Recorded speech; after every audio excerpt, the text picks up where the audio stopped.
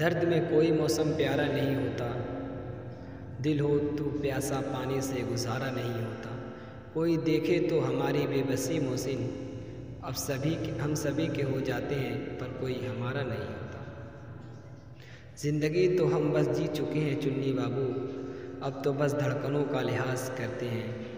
کیا کہیں یہ دنیا والوں کو جو آخری سانس پر بھی اعتراض کرتے ہیں۔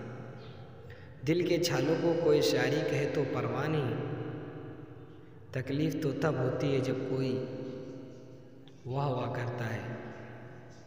اس دنیا میں ایسا کیوں ہوتا ہے، جو سب کو خوشی دے وہی کیوں روتا ہے۔ عمر بھر جو ساتھ نہ دے سکے، وہی زندگی کا پہلا پیار کیوں ہوتا ہے۔ رشتے دل سے بنتے ہیں باتوں سے نہیں، کچھ لوگ بہت باتوں کے بعد بھی اپنے نہیں ہوتے، اور کچھ خاموش رہ کر بھی اپنے بن جاتے ہیں۔ وہ پانی کی لہروں پہ کیا لکھ رہا تھا، خدا جانے حرف دعا لکھ رہا تھا۔